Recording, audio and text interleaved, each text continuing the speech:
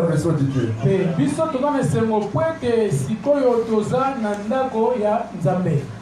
Nous rendons grâce à notre Seigneur de ce qu'il nous offre à nouveau d'être ensemble ce soir.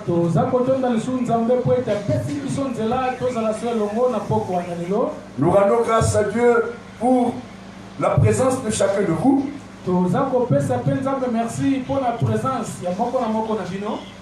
Nous rendons grâce à Dieu pour sa propre présence au milieu de nous.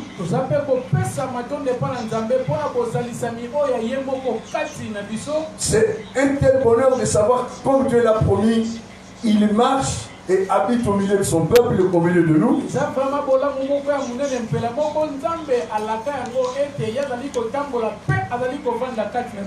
Il dit, seront mon peuple et je serai leur Dieu. J'habiterai et je marcherai au milieu de vous. C'est une vérité fondamentale pour nous. C'est une réalité qui nous bénit. Nous croyons que Dieu est au milieu de nous. Comme il a lui-même promis. Et que sa présence, sa seule présence nous fait du bien. Nous vous saluons tous au nom de Jésus-Christ notre Sauveur. Nous appelons la paix et la bénédiction du Seigneur sur votre vie et sur votre maison.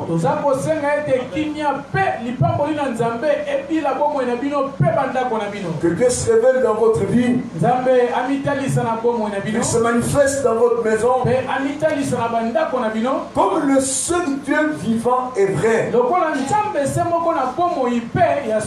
Comme le seul Dieu qui fait des prodiges. C'est ainsi que beaucoup l'ont connu. Ils ont connu Dieu comme le seul Dieu qui fait des prodiges.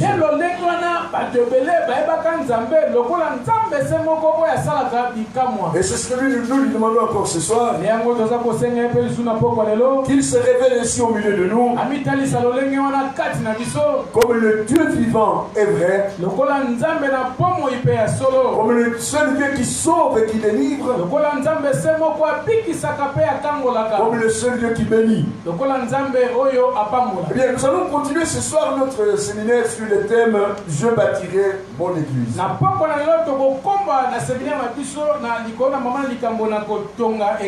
Nous allons relire Matthieu chapitre 16. Matthieu chapitre 16. Matthieu 16. Commençons par le 15e verset jusqu'au 18e. Et vous, leur dit Jésus, dites-vous que je suis. Simon Pierre répondit, tu es le Christ, le Fils du Dieu vivant. Jésus reprenant la parole lui dit, tu es heureux, Simon, fils de Jonas. Car ce ne sont pas la chair et le sang qui t'ont révélé cela, mais c'est mon Père qui est dans les cieux. Et moi je te dis que tu es Pierre, et que sur cette pierre je bâtirai mon église, et que les portes du séjour des morts ne prévaudront pas devant elle, contre elle. Je bâtirai mon église, et les portes du séjour des morts ne prévaudront pas contre elle. C'est sur cela que nous allons nous étendre tous ces jours si Dieu le veut. Et je m'en veux vous souhaiter la bienvenue au milieu de nous. Nous, c'est l'église, la colonne de la vérité.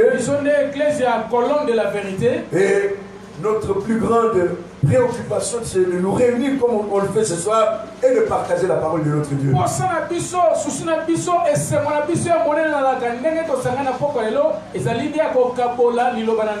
Alors, je vais rappeler en très peu de temps ce que nous avons vu hier déjà. Pourquoi est-ce que nous revenons sur un enseignement comme celui-ci? Pourquoi est-ce que nous parlons de l'église?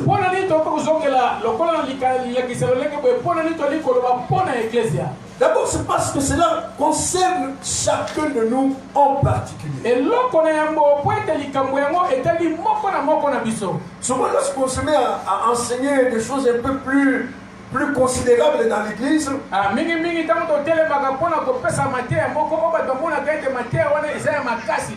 il y a des gens qui nous écoutent discrètement. Ils considèrent que cela ne les concerne pas. Ou que ce sont des débats de pasteurs, des discussions de théologiens.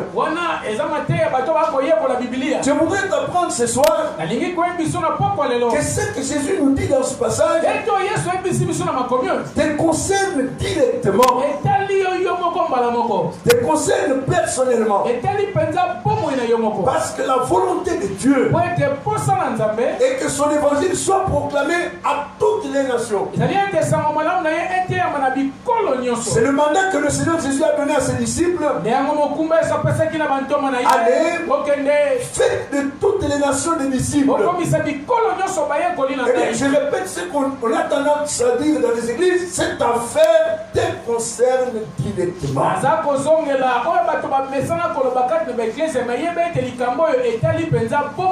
Lorsque Jésus dit je bâtirai mon église, ce qu'il déclare là te concerne directement.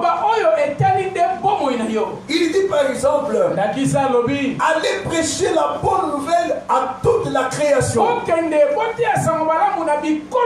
C'est la volonté de Dieu que l'évangile te parvienne à toi aussi. Parce que l'évangile est destiné à toute la création. En Actes chapitre 17 verset 30, nous disons que Dieu ne veut pas tenir compte des temps d'ignorance, mais il annonce à tous les hommes en tout lieu qu'ils doivent se repentir. Si tu avais tendance à suivre les choses de Dieu à distance, si tu avais coutume d'écouter la parole de Dieu dans la distraction, si tu avais l'habitude de prendre les choses de Dieu à la légère, je voudrais qu'à partir de ce soir, tu saches que tout ce qui est écrit dans la Bible te concerne personnellement et directement. Car Dieu annonce maintenant à tous les hommes en tout lieu qu'ils doivent se repentir.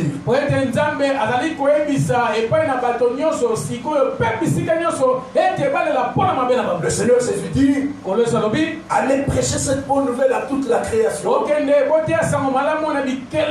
C'est à Marc chapitre 16 verset 15 et verset 16.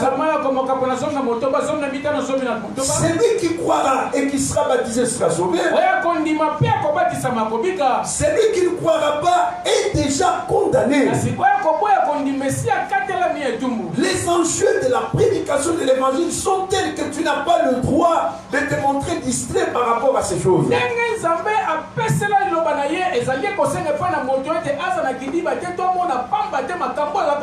Les conséquences de la prédication de l'évangile sont telles que tu ne peux pas laisser d'autres personnes l'écouter à ta place.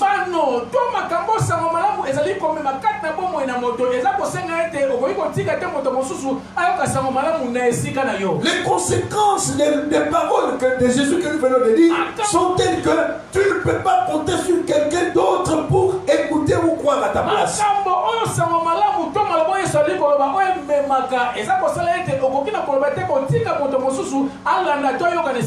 Celui qui croit acquiert un salut éternel,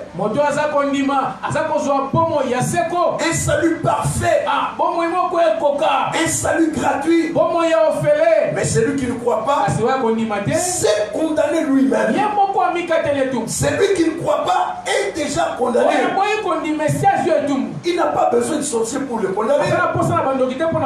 Il n'aura pas besoin de magicien pour le condamner. Il n'aura pas besoin de ses ennemis pour le condamner. Par le simple fait d'avoir refusé l'offre de Dieu en Jésus-Christ, il est déjà condamné.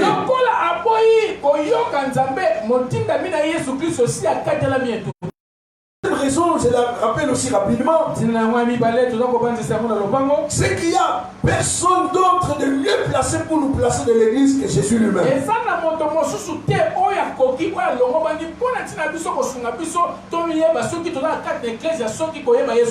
Quand on regarde les églises à vue humaine, on ne peut que se trouver dans un très très grand embarras, dans une très grande confusion. Parce qu'aujourd'hui on ne sait pas quelle est la véritable, la bonne église à suivre.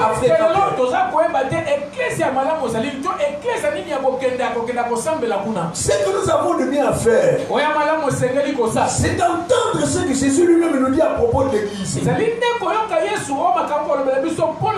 C'est le premier à nous parler de l'église. Il dit, je bâtirai mon église. Et je la bâtirai de telle manière que les portes du séjour des morts ne prévalent pas contre elle. Donc si nous voulons connaître l'église, c'est qu'est l'église, comment on adhère à l'église, comment il faut se conduire dans l'église, quel est le sort actuel et éternel de l'église. Si nous voulons connaître toutes ces choses, ce que nous avons le mieux à faire, c'est d'entendre le Seigneur Jésus nous parler de l'église. Et la troisième raison importante, je rappelle, j'insiste sur ces choses parce qu'elles sont extrêmement importantes. Lorsque nous connaissons l'église que bâtit Jésus, cela nous permet de nous connaître nous-mêmes qui sommes membres de cette église. Il y a des enseignements, des doctrines et des pratiques qui sont dans les églises qui sont incompatibles avec la véritable église que bâtit Jésus.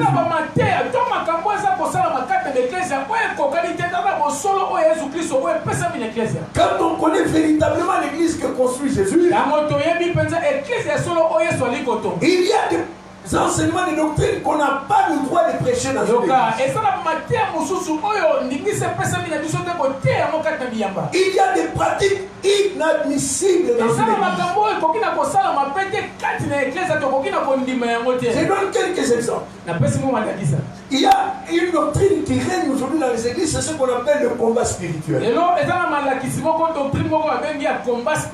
On enseigne aux membres de l'église à combattre pour la délivrance, à combattre pour la délivrance de leur famille, à combattre pour ceci et pour cela.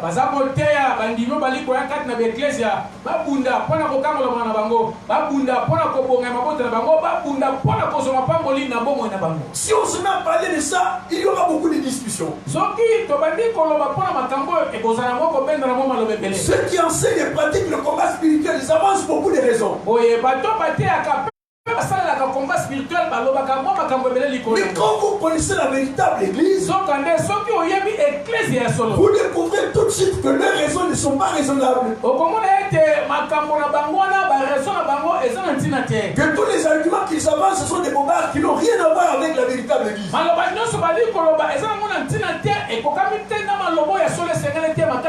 La véritable église est elle-même le fruit d'un combat gagné.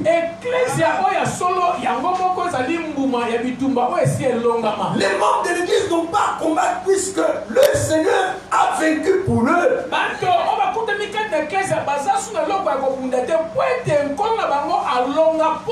Si vous lisez Galates chapitre 5, premier verset, la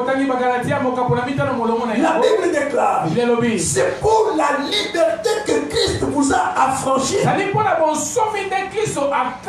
Donc Jésus s'est livré pour que ceux qui lui appartiennent soient libres. Alors ce combat qu'on engage dans les églises, on les engage pour acquérir quoi? Il y a un enfant de Dieu combat pour ta liberté.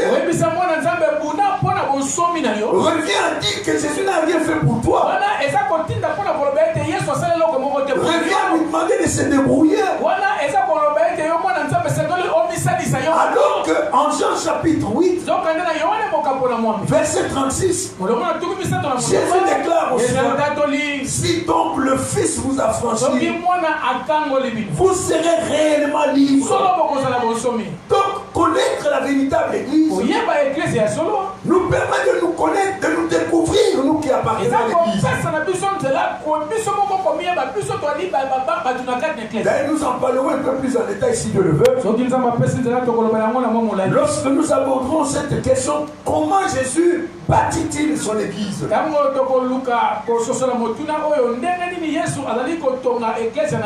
y a beaucoup d'enseignements, de doctrines et de pratiques qu'il y a dans les églises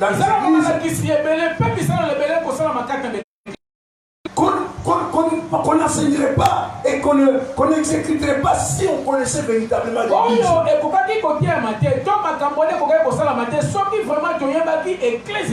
Par exemple, nous l'avons lu hier, la première épître de Pierre au chapitre 2, verset 9, il déclare: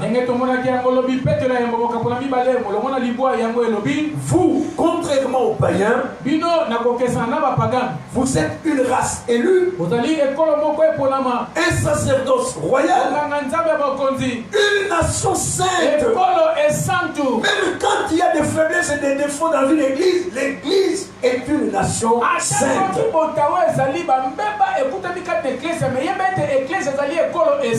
Un peuple acquis. Et Dieu vous a chargé, n'est-ce pas, d'annoncer les vertus de celui qui vous a appelé des ténèbres à son admirable lumière.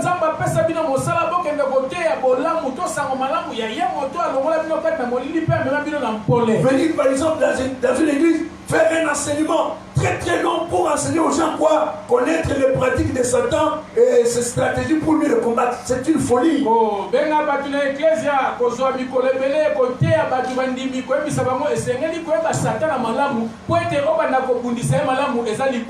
trouverez des gens qui avancent quantité d'arguments pour justifier et légitimer ces enseignements-là.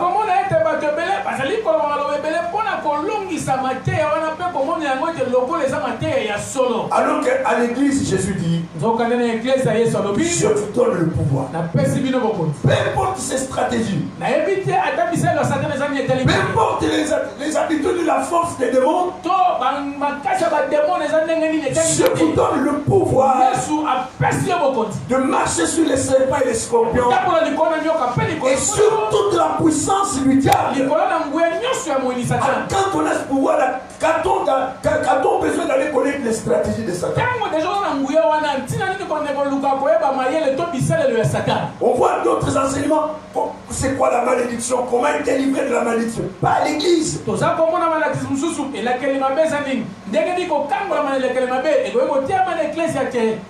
apôtres parlent de l'église comme d'un peuple béni. Pas un peuple qui est en quête de la bénédiction, mais un peuple déjà béni. Quand Paul écrit en Éphésiens chapitre 1er, verset 3 et 4, il dit: béni soit Dieu le Père de notre Seigneur Jésus-Christ. Mais c'est qu'il nous a bénis de toutes sortes de bénédictions spirituelles dans les lieux célestes en Christ. En Galates chapitre 3, au 13e verset, il dit: Christ nous a délivrés de la malédiction. Donc il pose comme fondement, comme principe, que Christ nous a délivrés de la malédiction. Et comment l'a-t-il fait? Il est devenu malédiction pour nous. Donc, parler de la bénédiction, comme on en parle trop souvent dans certaines églises, signifie simplement qu'on ne connaît pas ce que c'est l'église.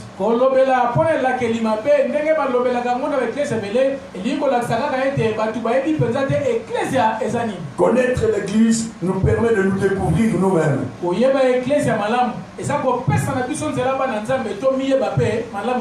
Et la quatrième raison que nous avons vue hier,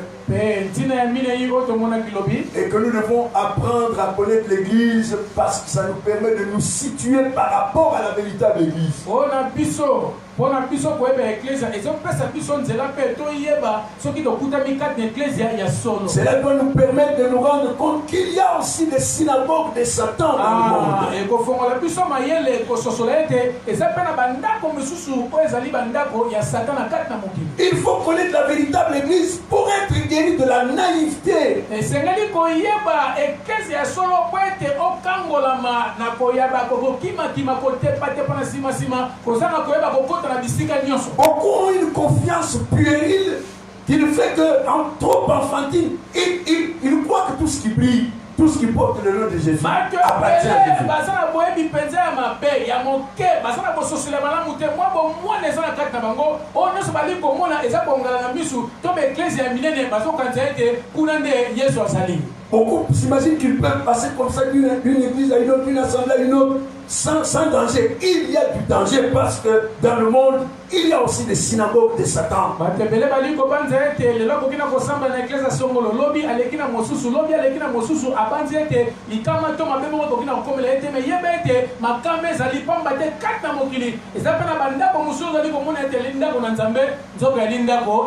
Tout ce qui porte le nom de Jésus n'appartient pas toujours à Jésus. Il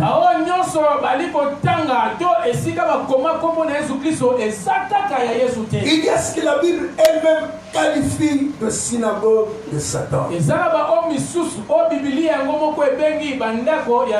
De fausses églises créées par le grand metteur en scène qui est Satan.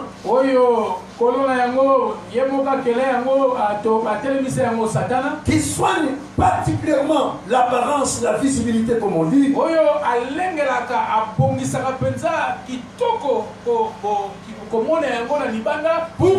Pour fasciner et attirer les hommes. Mais dans le but de les éloigner de Dieu. Et la dernière raison que nous avons vue hier, et qu'il faut apprendre à connaître la véritable église. Parce que comme le dit la parole de Dieu, la fin de toutes choses est proche.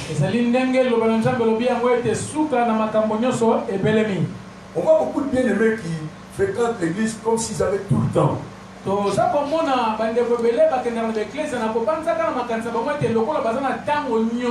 peux m'absenter 1, 2, 3 mois de toute manière. Je vais me rattraper sur le mois suivant.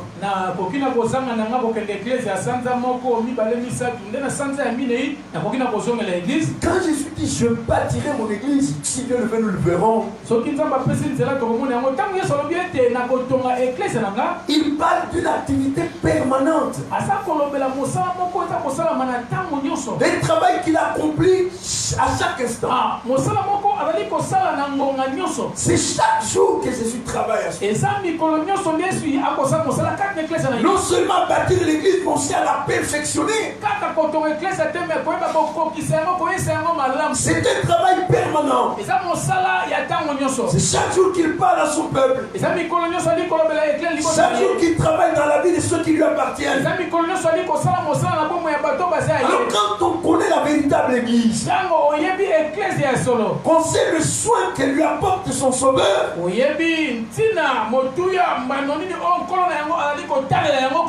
découvre combien l'église tient au cœur de Jésus. On ne peut pas se permettre le moindre relâchement. Il y a trop de relâchement dans nos églises. Il y a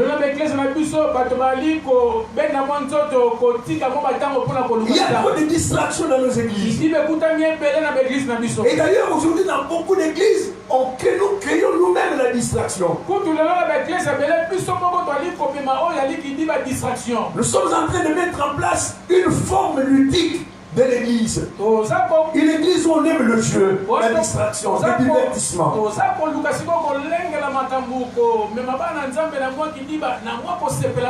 Alors que la Bible nous met en garde. À la première épître de Pierre au chapitre 4, verset 7. La fin de toutes choses est proche. Oui, quand on regarde aux événements qui se déroulent dans le monde aujourd'hui, quand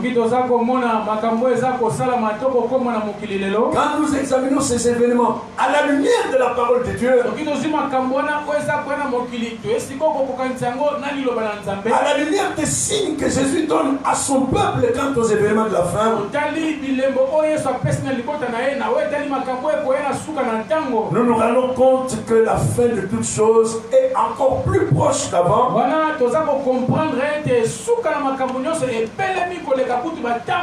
Ou comme l'apôtre Paul l'écrit en Romains chapitre 13, au verset 11 et 12, il dit cela importe d'autant plus que vous savez en quel temps nous nous trouvons. C'est l'heure de vous réveiller enfin du sommeil, car le salut est plus proche de nous aujourd'hui qu'au jour où nous avons cru. Et au 12e verset dit, la nuit est avancée, le jour approche. La nuit est avancée et le jour approche. Et bien, nous allons continuer aujourd'hui. Jésus demande à ses disciples, qu'est-ce qu'on dit de moi dans la masse, dans la foule? Et eux ils lui répondent, mais il y en a qui disent que tu es Élie, d'autres qui disent que tu es Jean-Baptiste, d'autres encore que tu es Jérémie ou l'un des autres prophètes.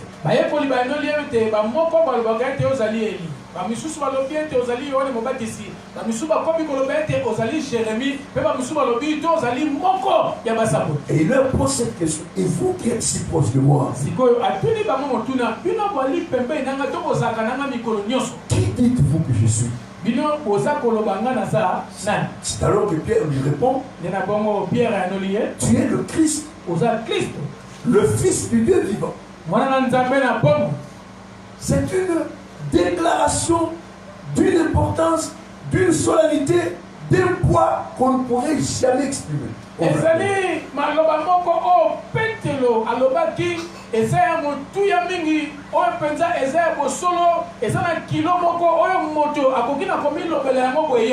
Les apôtres marchaient déjà avec Jésus depuis un certain nombre de jours et un certain nombre de mois, peut-être même d'années. Ils voyaient les miracles. Ils sentaient qu'ils avaient affaire à un homme extraordinaire. Mais ce jour-là, à cet instant précis, il va se passer quelque chose qui va marquer l'histoire tout entière. Pierre répond à Jésus, tu es le Christ, le Fils du Dieu vivant. C'est lui qui a été avec eux depuis un certain temps, va leur révéler son identité propre, son identité véritable.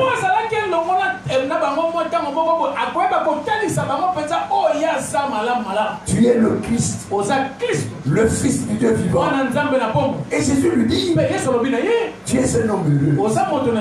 Tu es un homme heureux. Parce que ce que tu connais là, ce que tu dis là, ça ne s'apprend dans aucune école. Ça ne se rencontre dans aucune bibliothèque. Ça ne se découvre pas dans des laboratoires. Ça ne se trouve dans aucune coutume dans le monde. Tu es heureux. Tu es heureux. L'homme heureux. La femme heureuse. C'est celle qui a finalement découvert le Christ, le Fils du Dieu. C'est bien de fréquenter une église, de chanter des cantiques, de faire des prières, de célébrer le Seigneur, d'entendre les prédicateurs. Mais rien ne remplace une révélation personnelle du Sauveur et Seigneur Jésus.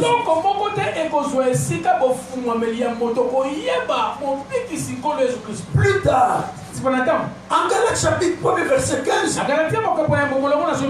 Paul nous révèle que le tournant décisif de sa vie, c'est qu'il a fait basculer des ténèbres à la lumière, c'est cette cette révélation du Fils de Dieu.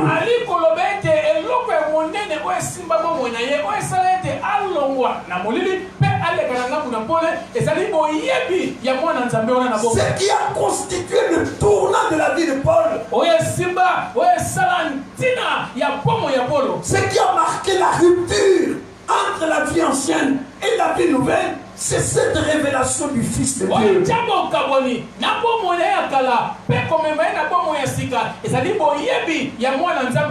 Il est dit aux Galates, vous savez quelle a été ma conduite dans le judaïsme. Comment j'étais zélé, plus zélé que ceux de mon âge et de ma génération. Et en Galates chapitre 1er verset 15 il écrit, mais lorsqu'il a plu à Dieu qui m'avait mis à part dès le sein de ma mère et qui m'a révélé en moi son Fils.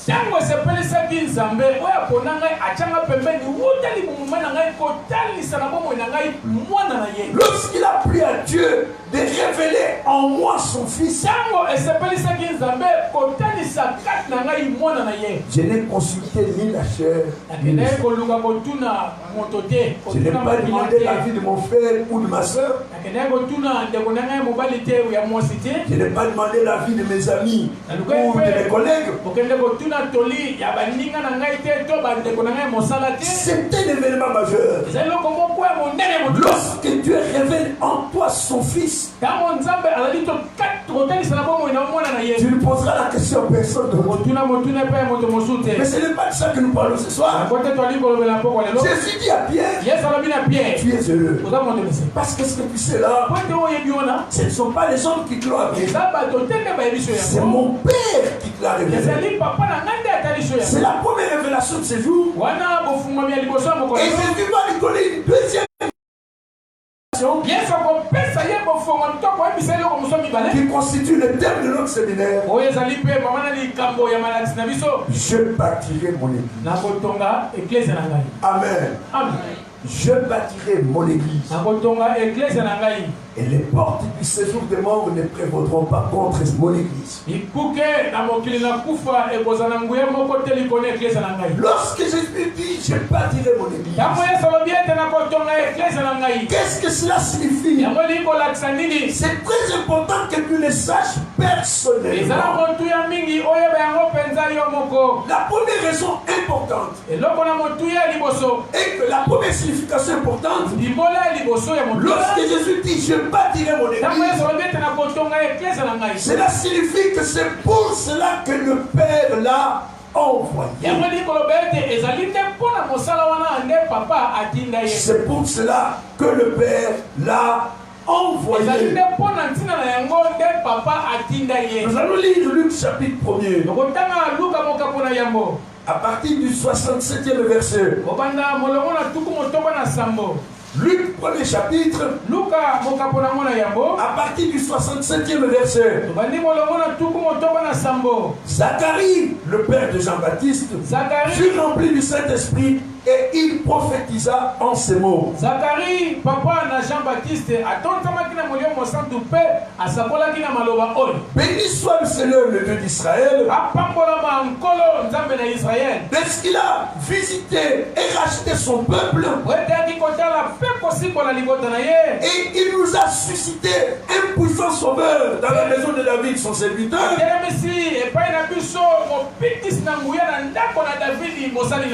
Comme il l'avait annoncé par la bouche de ses saints prophètes des temps anciens. Un sauveur qui nous délivre de la main de nos ennemis. De nos ennemis, pardon, de la main de ceux qui nous haïssent.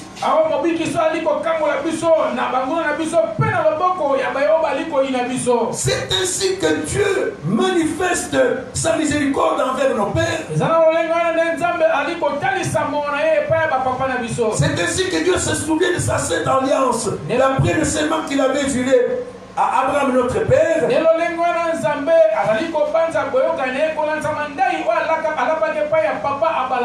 de nous permettre, après que nous serions délivrés de la main de nos ennemis,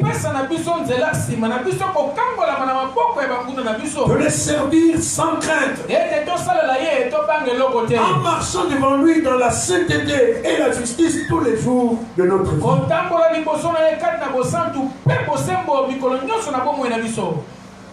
Vous savez, nous qui entendons parler de Jésus, nous sommes tentés de retenir de Jésus que les seuls aspects qui nous intéressent, nous. Hein? Nous sommes tentés, n'est-ce pas, de voir en Jésus que ce qui nous intéresse personnellement.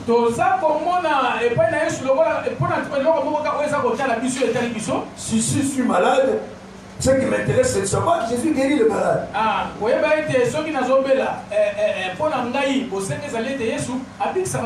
Je suis chômeur, on m'a appris que Jésus fait des miracles. J'aimerais bien qu'il m'apporte un emploi. Nous avons affaire à un Seigneur qui fait des miracles.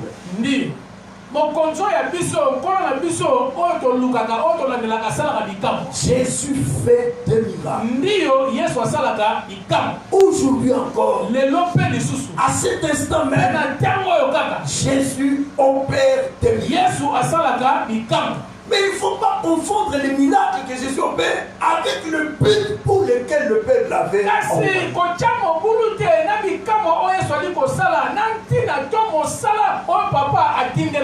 Beaucoup ont vécu des choses extraordinaires avec Jésus. Ils auront été guéris de leur maladie. Ils auront obtenu ce qu'ils avaient demandé à Jésus. Mariage, voyage, ou je ne sais quoi encore. Mais ils auront manqué l'essentiel de ce pourquoi Jésus a été envoyé.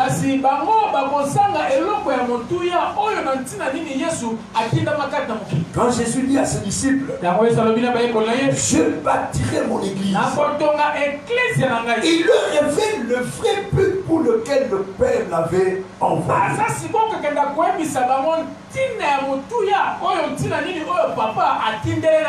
Dans le passage que nous venons de lire, Zacharie, poussé par le Saint-Esprit,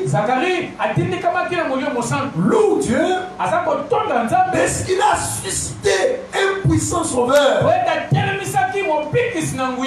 conformément à toutes les prophéties que Dieu avait fait entendre à son peuple par les prophètes des temps anciens.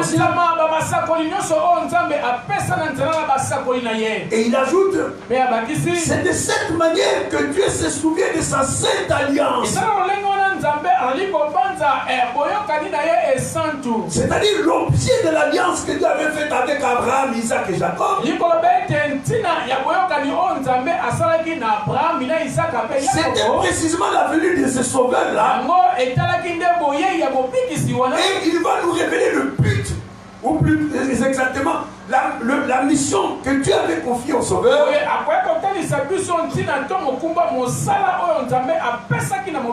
C'est de faire de nous un peuple nouveau. Un peuple délivré de ses ennemis. Un peuple consacré à Dieu. Qui sert Dieu en marchant devant lui dans la sainteté et la justice tous les jours de sa vie. Je vous en supplie, mes frères et sœurs.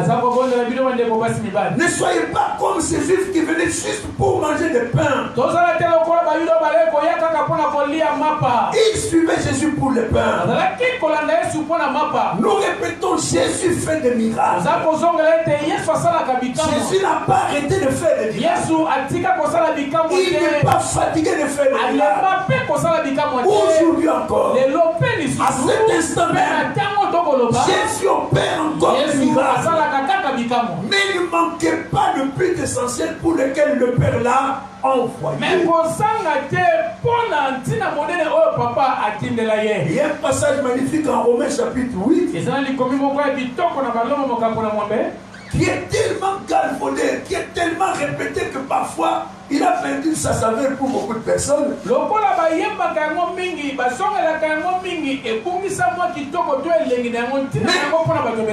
passage essentiel. Romains chapitre 8, verset 28 d'abord. L'apôtre Paul écrit: nous savons du reste que toutes choses concourent au bien de ceux qui aiment Dieu.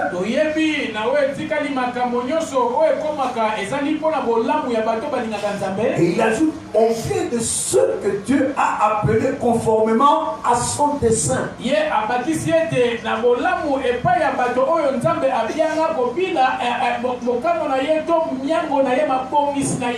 travaille dans le cadre d'un projet qu'il avait en lui. Jésus est venu pour accomplir ce projet-là. Le Père l'a envoyé pour ce projet-là. Je répète, accessoirement, il guérit les malades. Il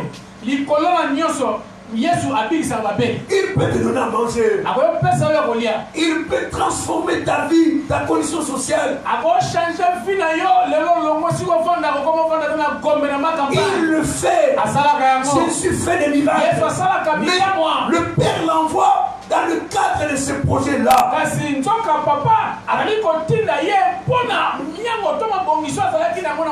quel est le projet qu'avait le Père? Verset 29. Romains 8, 29. Car ceux que Dieu a connus d'avance, il les a aussi prédestinés à devenir semblables à l'image de son Fils. C'est ça le projet de Dieu. Il envoie un fils pour avoir d'autres fils. Il sème un fils pour récolter d'autres fils. Ceux que Dieu a connus d'avance, il les a prédestinés à devenir semblables à l'image de son Fils, afin que le Fils soit le premier-né parmi plusieurs frères. Écoutez mes frères et sœurs, ne manquez pas l'essentiel pour lequel Jésus a été envoyé. Vous savez, dans nos églises aujourd'hui, même nous prédicateurs, pasteurs, apôtres, tout ça, on peut se fourvoyer dans autre chose et oublier l'essentiel pour lequel Jésus a été envoyé.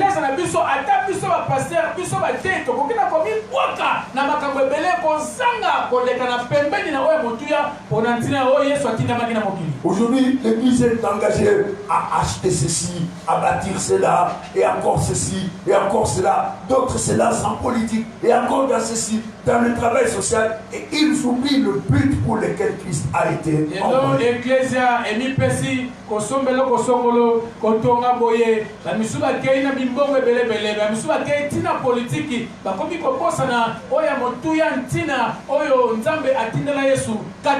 Lorsque Jésus dit: je bâtirai mon église, il dévoile là le but essentiel pour lequel le Père l'a envoyé.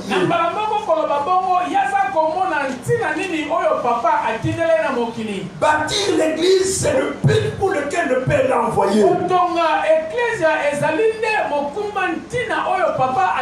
Quand vous lisez entre Luc chapitre 4, au verset 42, la Bible dit: la foule qui avait vécu des miracles extraordinaires la veille, qui avait mangé des pains, qui avait vu d'autres choses, des guérisons, le lendemain, la foule s'en allait à la recherche de Jésus.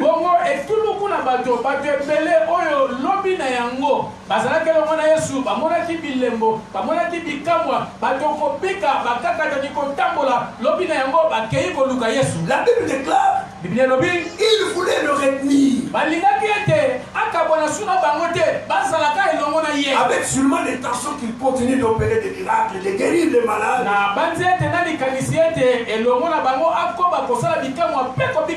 Mais Luc chapitre 4 verset 43, Jésus leur dit: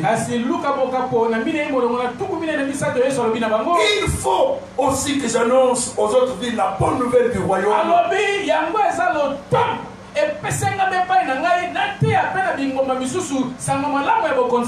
il ajoute, car c'est pour cela que j'ai été envoyé. Quand Jésus dit, je bâtirai mon église, il dévoile la mission essentielle qu'il a reçue du Père.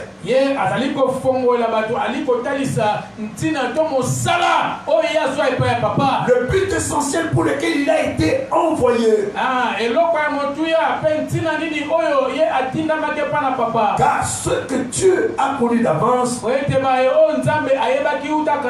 il les a prédestinés à devenir semblable à l'image de son fils. C'est ça le projet de Dieu. Il envoie son fils à la recherche d'autres fils. Il sème un fils pour récolter d'autres fils. Quand nous lisons en Hébreu chapitre 2, au 10e verset, la Bible déclare, il convenait en effet que celui par qui et pour qui sont toutes choses et qui voulait conduire à la gloire plusieurs fils,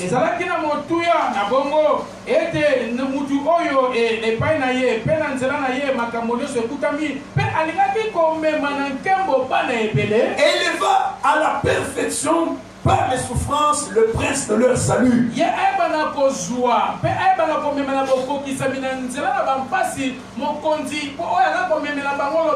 Donc Dieu envoie son fils pour bâtir cette humanité nouvelle, ce peuple nouveau. C'est pour ça que Jésus est venu. C'est pour ça que Dieu l'a envoyé. Je le répète, accessoirement, il fait des miracles.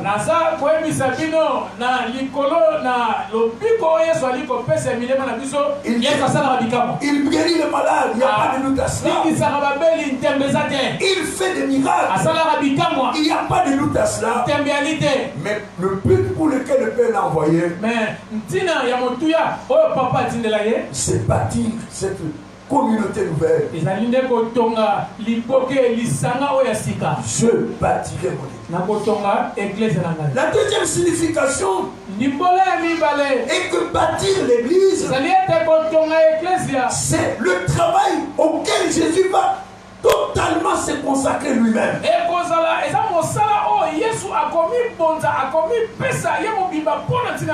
Il va se consacrer totalement à ce travail-là.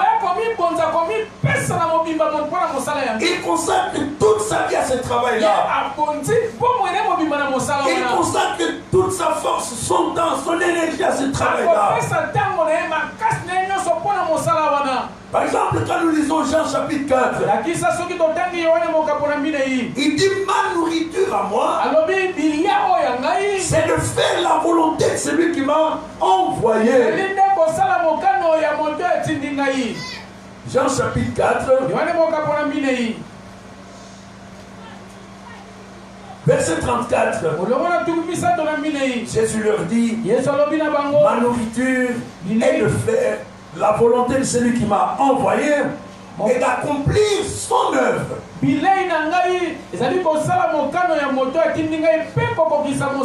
Ma nourriture à moi, c'est de faire la volonté de celui qui m'a envoyé et d'accomplir son œuvre.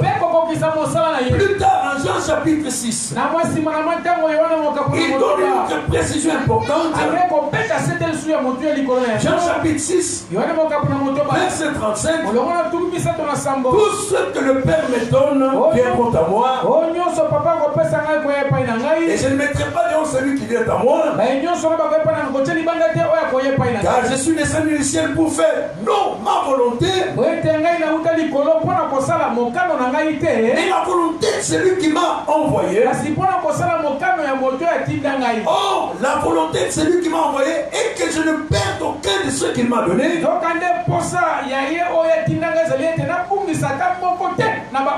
Et je le ressusciterai au dernier jour. 40e verset. La volonté de mon Père. Et que quiconque voit le Fils et croit en lui ait la vie éternelle. Et je le ressusciterai le dernier jour. Quand Jésus dit je bâtirai mon église, il nous révèle par là le travail, l'unique travail auquel il va entièrement se consacrer.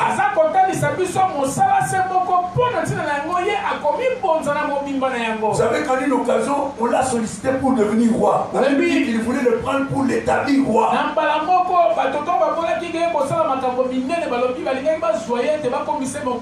Jésus va se dérober à eux. À une autre occasion, et monsieur le sollicite pour qu'il tranche une affaire d'héritage.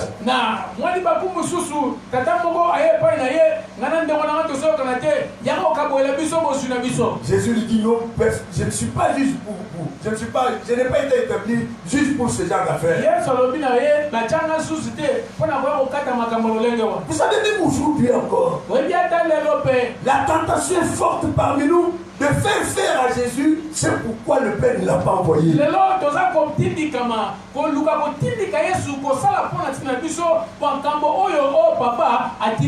même tentation continue jusqu'aujourd'hui.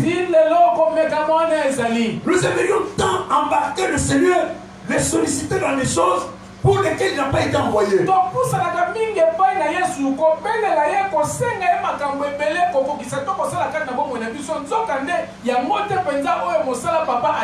Il y en a qui voudraient les solliciter à faire un peu de millionnaires, de milliardaires.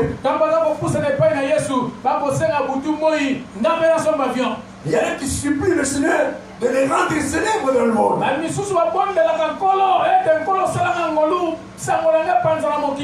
De faire des hommes et des femmes immensément riches. Mais lui nous dit, je bâtirai mon église. Et d'ailleurs, cet exemple tiré de la construction est très significatif. Il parle bien de construire, de bâtir. Un travail auquel il se consacre entièrement. Je bâtirai mon église. Je bâtirai mon église. Il nous révèle par là le travail, la mission à laquelle il va consacrer toute sa vie.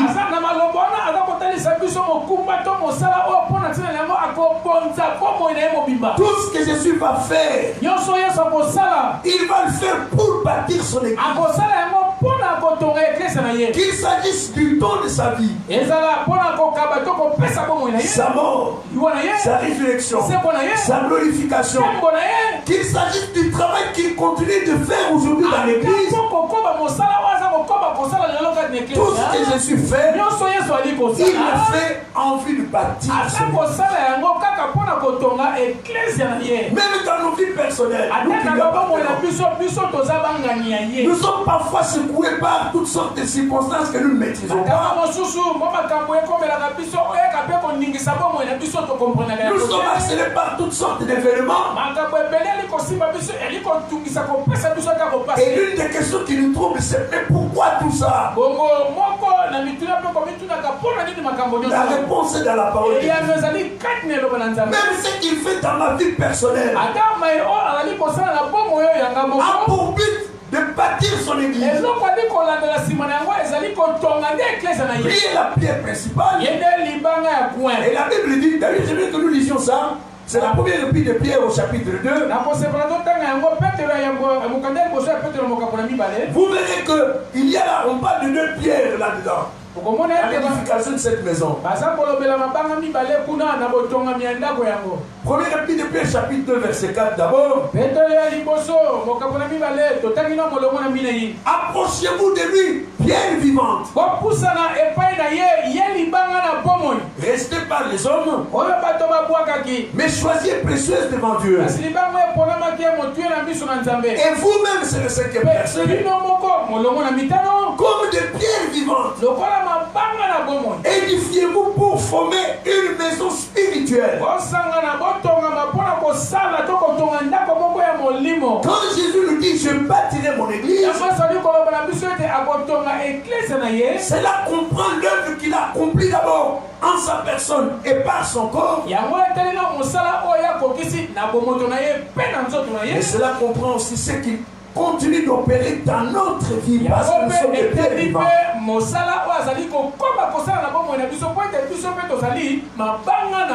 Il y a plein de choses que nous ne comprendrons pas dans notre vie. Il y a des tas de choses pour lesquelles le Seigneur ne nous donnera pas des explications dans cette vie ici.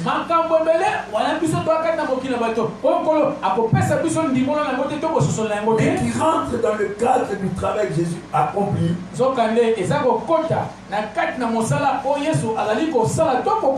Il bâtit son église. Je bâtirai mon église. Donc quand il nous dit je bâtirai mon église,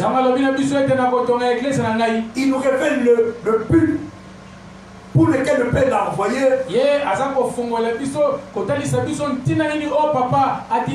Il nous révèle le travail auquel il consacre sa propre vie. Troisième chose importante, Jésus nous révèle là aussi le véritable fruit du travail qu'il a accompli dans le monde.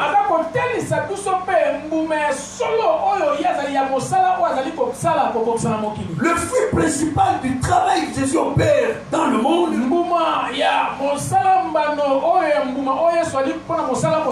c'est l'existence de l'Église. Ce ne sont pas les bâtiments, les comptes remplis d'argent. Non, ce qui compte, le véritable fruit du travail que le Seigneur a accompli dans le monde,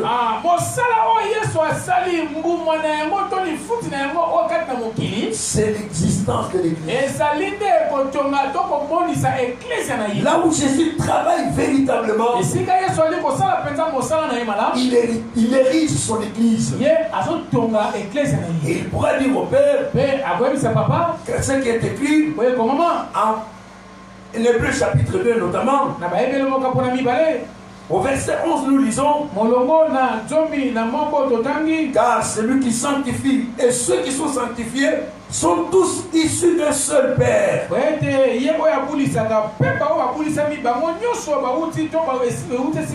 C'est pourquoi il n'a pas honte de les appeler frère.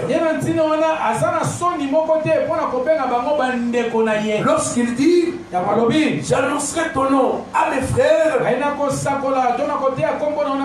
je te célébrerai au milieu de l'assemblée, et encore je me confierai en toi, et encore me voici et les enfants que tu m'as donné.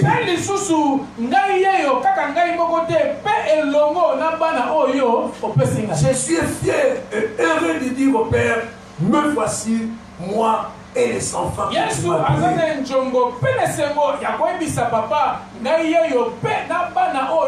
Quand il dit je bâtirai mon église, il nous dessine le véritable fruit de son œuvre. Ce n'est pas simplement de débarrasser les sorciers de la famille. Ce n'est pas simplement pour avoir, je ne sais pas, donner un emploi ou un mariage ou un voyage à celui-ci ou à celle-là. Pourquoi donne-t-on Jésus au ciel? Ce n'est pas pour les miracles qu'il a opérés sur la terre. Ce n'est pas pour les guérisons qu'il a opérées sur la terre.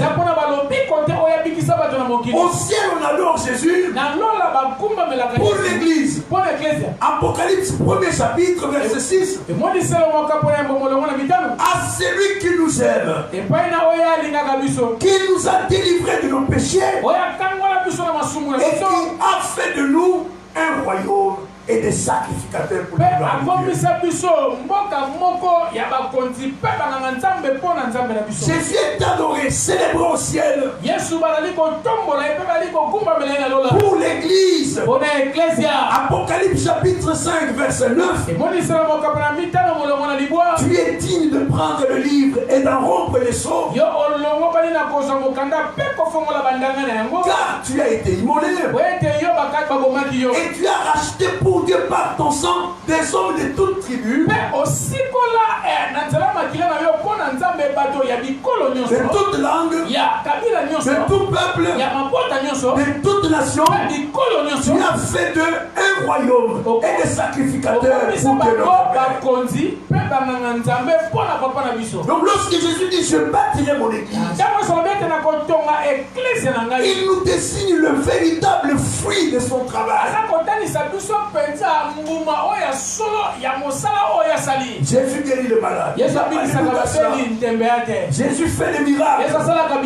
Il peut te délivrer de la mort. Il peut te donner un emploi. Il peut te donner de l'argent, des voyages. Mais Jésus par-dessus tout cela consacre sa vie à bâtir son église. C'est pour ça que le Père l'a envoyé. C'est à ce travail-là qu'il consacre tout son temps, toute sa vie. Et l'église, c'est le vrai fruit, le seul, le précieux fruit du travail qu'il a accompli sur la terre. Il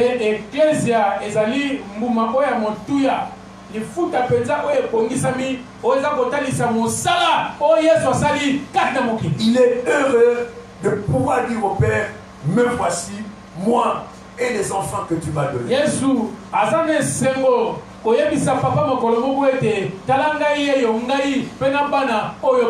Si nous lisons la prière qu'il adresse au Père, Jean chapitre 17,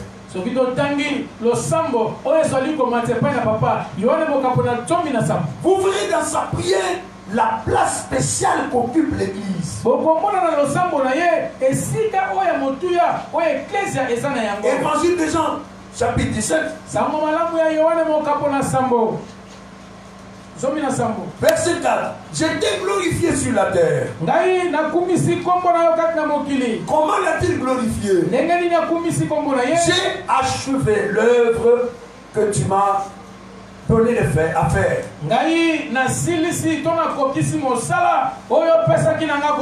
Et il va nous révéler ce travail. Verset 6. J'ai fait connaître ton nom aux hommes que tu m'as donné du milieu du monde. Où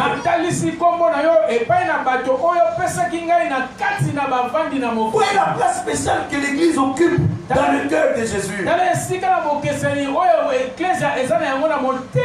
J'ai fait connaître ton nom aux hommes que tu m'as donné en les extirpant, en les séparant, en les extrayant du monde.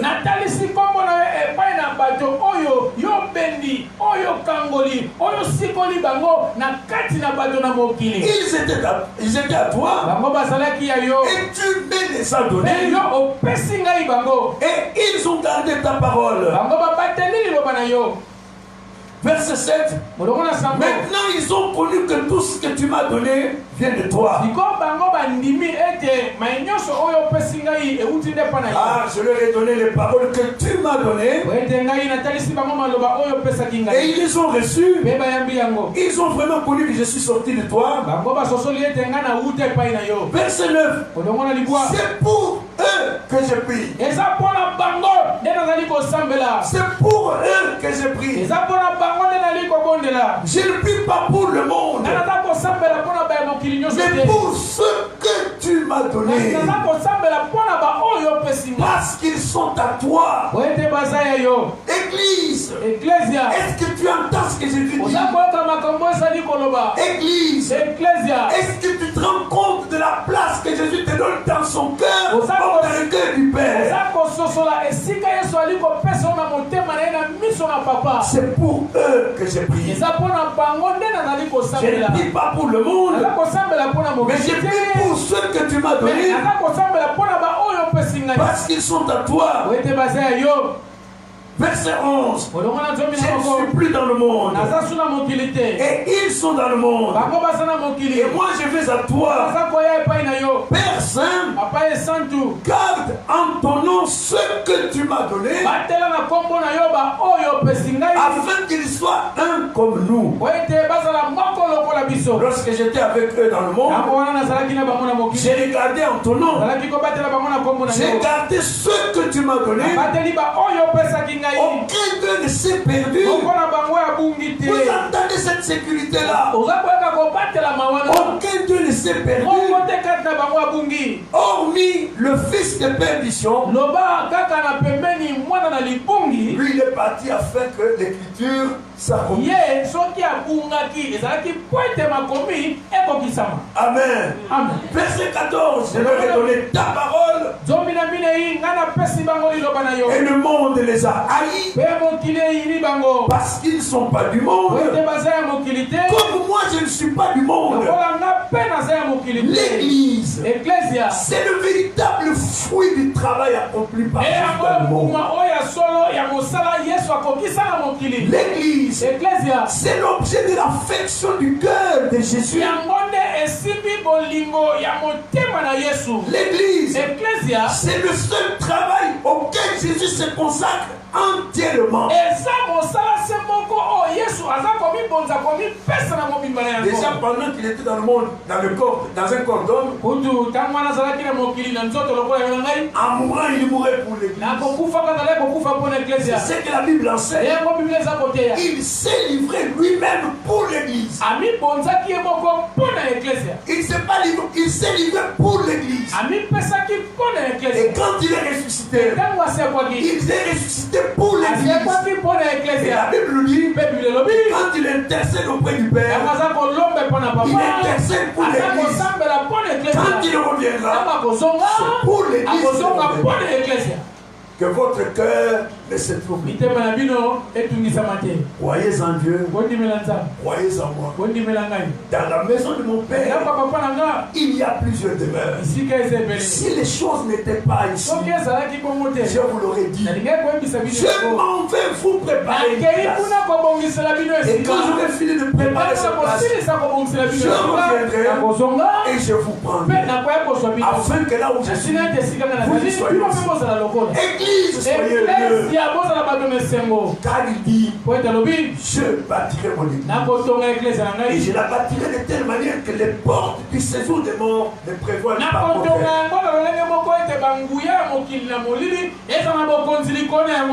Amen. Si Dieu le veut, nous verrons demain comment Jésus bâtit son église. Parce qu'il dit, je bâtirai mon église. J'aime beaucoup ça. Je bâtirai mon église. Elle n'appartient pas au pasteur, ou à l'apôtre, ou au patriarche, ou à l'archibishop. Dieu soit loué. L'église lui appartient. C'est son église. C'est ainsi que Paul dit aux anciens de l'église d'Éphèse, en Actes chapitre 20, verset 28, prenez garde à vous-même et à tout le troupeau sur lequel le Saint-Esprit vous a établi comme évêque, afin de paître l'église que le Seigneur s'est acquise par son propre sang.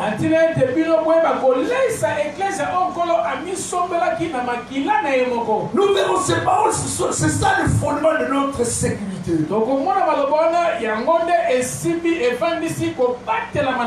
Je ne suis pas le résultat du travail de mon pasteur.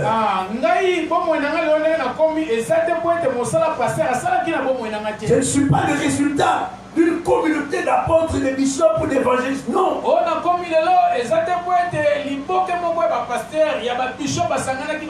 Le fondement de ton assurance, de ta sécurité, de ta bénédiction, de ta victoire, c'est cette parole de Jésus. Je la bâtirai moi-même, en sorte que le séjour de mort ne prévale pas contre. Que Dieu vous bénisse. Que Dieu vous bénisse. Nous allons prendre des moments de prière.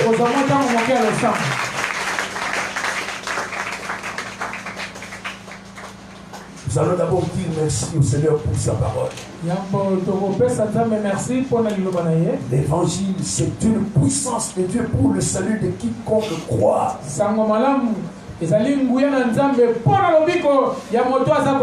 L'apôtre Paul écrit, notre prédication ne consistait pas en parole, mais c'est une démonstration de puissance, d'esprit de puissance.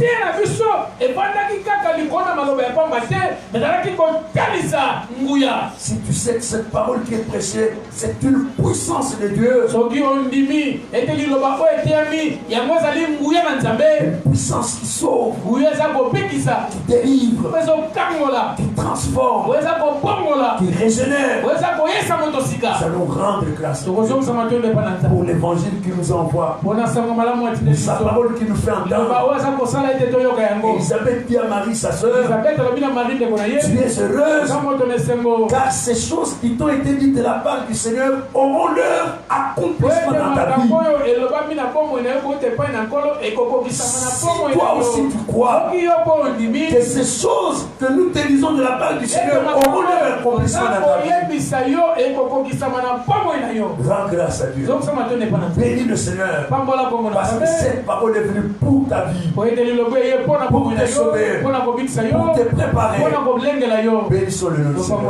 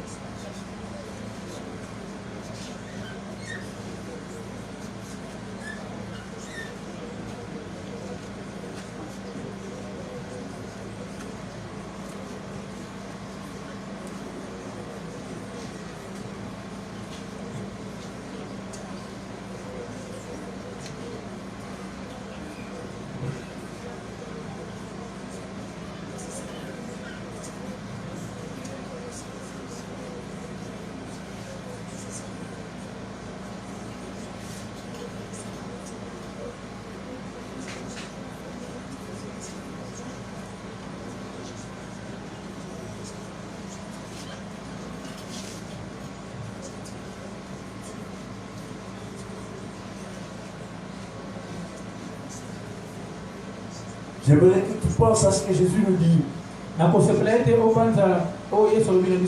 Je ne jetterai pas dehors celui qui vient à moi.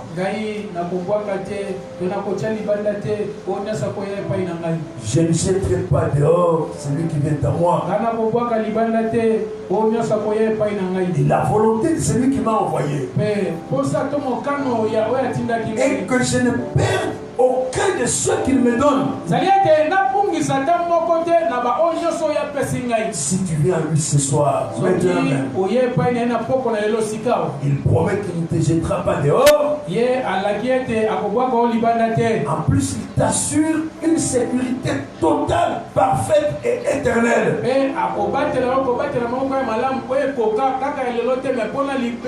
Il s'engage à ne pas te perdre. Il s'engage à ne pas te perdre. Si quelqu'un veut s'engager avec Jésus ce soir, il n'a qu'à lever sa main là où il est. Allons prier avec lui. Tu veux t'engager ce soir et dire Seigneur, ce salut que tu apportes au monde, je le fais pour moi aussi. Le pardon que tu accordes aux hommes, je le fais pour moi aussi. La vie éternelle que tu offres aux pécheurs, je la veux moi aussi. Si tel est le choix de ton cœur ce soir,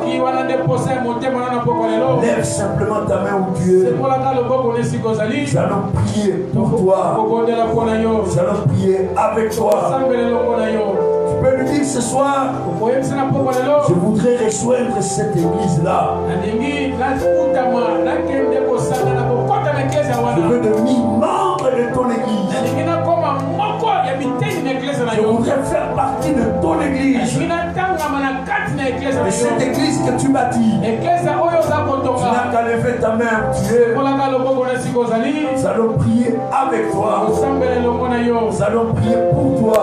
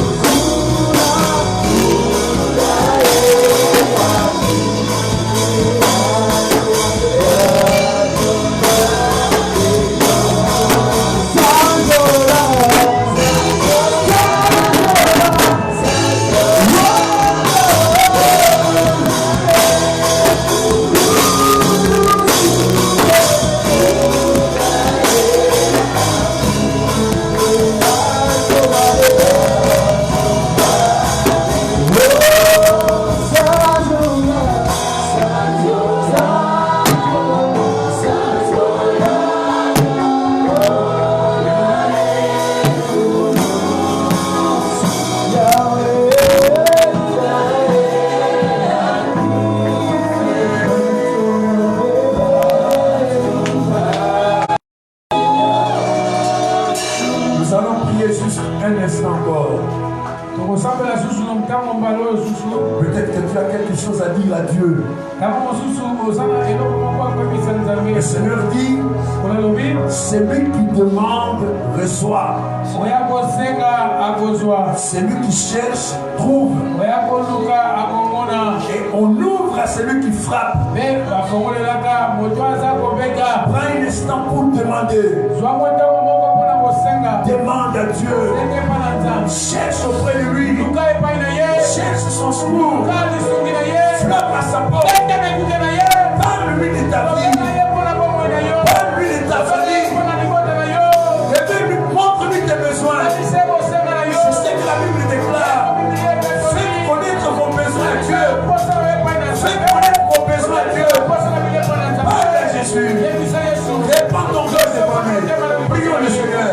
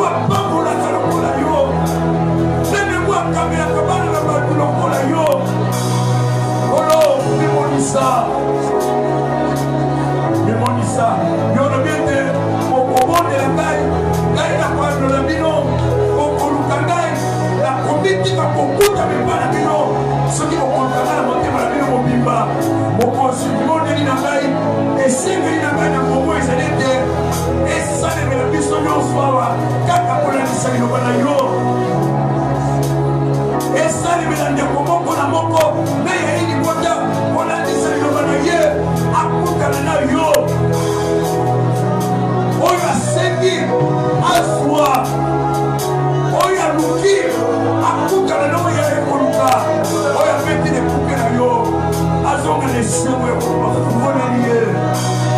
Votre temps a salué madame. Votre temps a consolé mon témoignage. Votre temps a beaucoup de mots inailleurs. Votre temps a beaucoup de mots d'ailleurs. Nous faisons merci Mingi. Pour être dit de l'eau, dit dans Bogoyo. Quand la mission va dire ça, mais c'est mon corps. Au message, au sol, ma campagne, ma campagne millénaire. Le limiette, il va y avoir une mission. Il va y avoir une mission. La contact pour le nègre pour ma vie.